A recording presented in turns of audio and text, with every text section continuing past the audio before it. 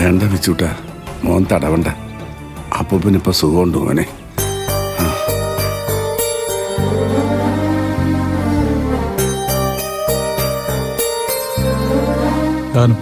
വെള്ളം അച്ഛാ, വെള്ളം കുടിക്കും. ബിച്ചു, മോനോട് അച്ഛൻ മുറി പോയിരുന്ന് ചോക്ലേറ്റ് കഴിക്കാൻ പറഞ്ഞല്ലേ, പിന്നെന്തിനാ വീണ്ടും കൊണ്ട് വന്നത്? അപ്പൂപ്പന് വയ്യ, അപ്പൂപ്പൻ പാവ.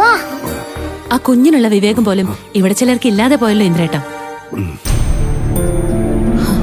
പറമ്പില് വെറുതെ കിടന്ന ആ മരം വെട്ടിക്കേറി വെച്ചിട്ട് ഇവിടെ എന്ത് പ്രയോജനമാ? പാചകത്തിന് ഗ്യാസും ഇൻഡക്ഷൻ സ്റ്റൗവൊക്കെ ഉണ്ടല്ലോ ഇവിടെ. ഇങ്ങനെ മനുഷ്യനെ കൊല്ലാകൊല്ല ചെയ്യാമോ? എന്റെ അനു, ഞാൻ പറയേണ്ടവരോട് പറഞ്ഞതാ. ഇതല്ലാതെ എനിക്ക് എന്ത് ചെയ്യാൻ പറ്റും? നിങ്ങൾ എല്ലാരും കൂടെ എന്നെ ധർമ്മസങ്കടത്തിലാക്കരുത്, എനിക്ക് അത്രേ പറയാനുള്ളൂ. ഇന്ദ്ര, നീ എന്തിനാണ് ധർമ്മസങ്കടത്തിലാവുന്നത്? ചിലതൊക്കെ കണ്ടില്ലെന്ന് നടിക്കണം. എടാ, നിന്നെ കാണിക്കാൻ വേണ്ടി ഇവിടെ പലരും പല അഭിനയവും കാഴ്ച വെക്കും. എവളുടെ അച്ഛനും ഇവിടെ വന്ന് കുറെ അഭിനയം കാഴ്ചവെച്ചിട്ടാ പോയത്. അതിന്റെ ബാക്കിയാ നീ ഇപ്പൊ ഈ കണ്ടതൊക്കെ, അല്ലാതെ വേറൊന്നുമല്ല. ഇന്ദ്രേട്ടാ, ഞങ്ങളൊക്കെ അഭിനയം കാഴ്ചവെക്കുന്നവരാ, സമ്മതിച്ചു. പക്ഷേ ഇതോ, ഇതാ കണ്ടോ, ഇതാ നോക്ക്, ഇത് അഭിനയാണോ? നോക്കിത് അഭിനയാണോന്ന്.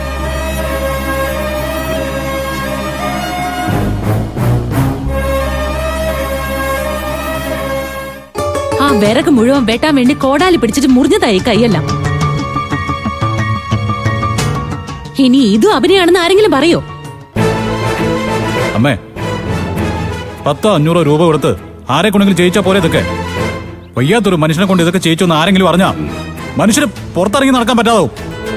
അതെങ്കിലും ഒന്ന് ഓർത്തുകൂടെ നിങ്ങക്ക്? വേണ്ട ഇന്ദ്ര, അമ്മയെ കുറ്റപ്പെടുത്തണ്ട. സുശീല എന്നെ കൊണ്ട് നിർബന്ധിച്ച് ചെയ്യിച്ചതൊന്നുമല്ല. ഞാൻ സ്വമേധയാ ചെയ്തതാ. ഞാനിവിടെ ചുമ്മാതെ ഇരിക്കുകയല്ലേ, അപ്പോ എന്തെങ്കിലുമൊക്കെ ചെയ്യണ്ടേന്ന് കരുതി ചെയ്തതാ. അതിങ്ങനെയൊന്നും ആവുമെന്ന് വിചാരിച്ചില്ല. അച്ഛാ, ഇപ്പൊ എങ്ങനെയുണ്ട് ഇന്ദ്ര? ഇപ്പൊ എങ്ങനെയുണ്ട്? എന്റെ ശത്രുക്കളെ എനിക്കെതിരെ എന്തു ആയുധമാക്കും.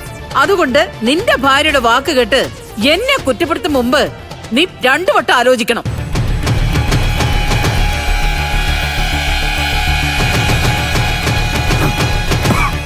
അയ്യോ അച്ഛാ, അച്ഛാ,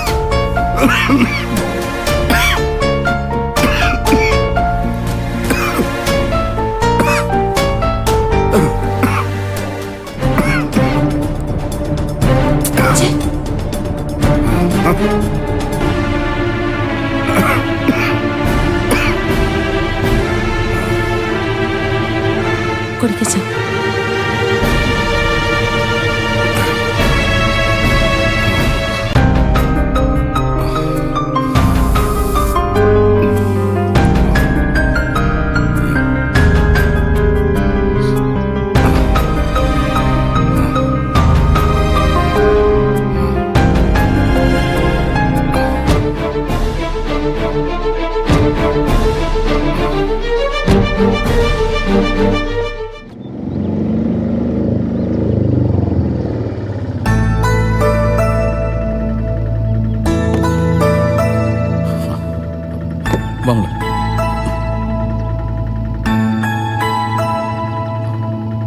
എത്ര കിട്ടും?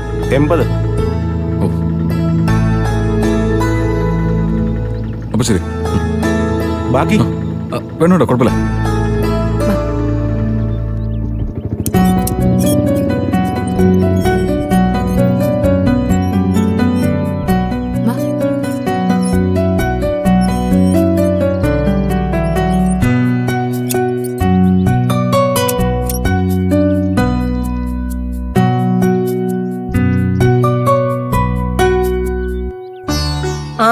നിങ്ങൾ വരുമെന്ന് ദാസാറ് വിളിച്ച് പറഞ്ഞിരുന്നു. ബാഗിങ് താമ്പിളി ഞാൻ എടുത്തു വെക്കാം. അല്ല, അച്ഛനെവിടെ ഇല്ലേ ശാന്തേച്ചി? ഞാൻ വരുമ്പോ ഇവിടെ കണ്ടില്ല. ദാസാറുള്ളപ്പോ മാഷിനെ ഇവിടെ കണ്ടിരുന്നു. സാറ് ചെന്നൈയിൽ പോയ ശേഷം ഞാൻ ഇന്നാ വരുന്നത്. ആ ലച്ചുമോളെ വാ, ആന്റി മോളുടെ മുറി കാണിച്ചു തരാം. മോളെ ചെല്ല്, മുറിയിലിരുന്ന് കളിച്ചോ കേട്ടോ. മോളെ വാ.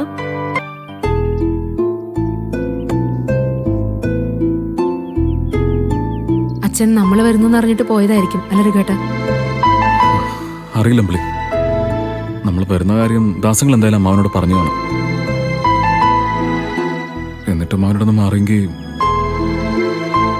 അത് നമ്മളോടുള്ള ദേഷ്യം മാറാത്തോണ്ട് തന്നെ. നീ വാ.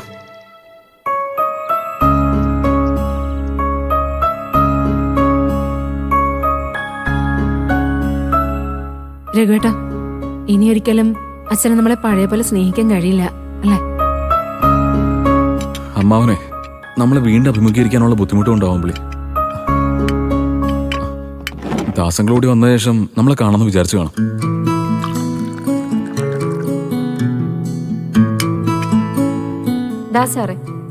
ദാസാറ് വിളിച്ചപ്പോ കാറിന്റെ താക്കോല ഏൽപ്പിക്കാൻ പറഞ്ഞിരുന്നു. ശരിയെന്ന്.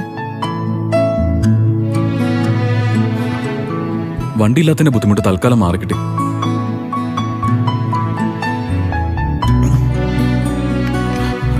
മോളെ നഴ്സറിയിലൊക്കെ ചേർക്കാൻ ഓട്ടോ വിളിച്ച് പോകേണ്ടി വരുമെന്ന് വിചാരിച്ചതാ.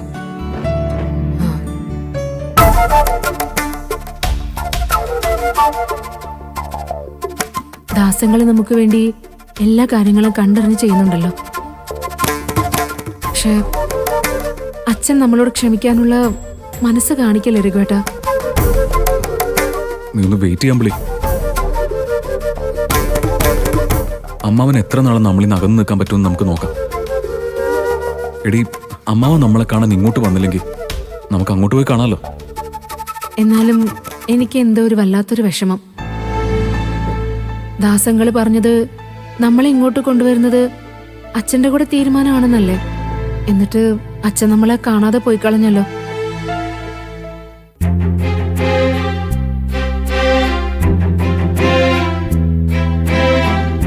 നമ്മുടെ കാര്യം പോട്ടെ, ലച്ചുമോളെങ്കിലും ഒന്ന് കാണണമെന്ന് അച്ഛന് തോന്നിയില്ലല്ലോ. അമ്പിളി, നിനക്ക് അത്ര വിഷമം തോന്നുന്നുണ്ടെങ്കിൽ നീ അമ്മാവനൊന്ന് വിളിക്ക്. എന്നിട്ട് നമ്മളിവിടെ വന്ന കാര്യമൊക്കെ ഒന്ന് അറിയിക്കും. രഘുവേട്ടാ, അതിനച്ഛൻ ഫോൺ എടുത്തിട്ട് വേണ്ടേ? നീ ഒന്ന് വിളിച്ചു നോക്കമ്പിളി. എടുക്കൂല്ല, ഒന്ന് വിളിച്ചാലല്ലേ അറിയാൻ പറ്റൂ. അയ്യോ, എന്റെ ഫോൺ ബാഗില്. പിന്നെ രഘുവേട്ട, അച്ഛനെ വിളിക്കുമ്പോ ലച്ചുമോളും കൂടെ വേണം. ലച്ചുമോളും കൂടി വേണം. പിന്നെ നിങ്ങൾ സ്പീക്കറിലിട്ട് സംസാരിച്ചാൽ മതി. ലച്ചുമോളും മുത്തശ്ശന്റെ ശബ്ദം ഒന്ന് കേൾക്കട്ടെ. അവൾ എന്തെങ്കിലും സംസാരിച്ച പിന്നെ അമ്മാവനെല്ലാം അങ്ങ് മറക്കും. ശരി, എന്നാ പിന്നെ ഞാൻ മോളെടുത്തോണ്ട് വരാം.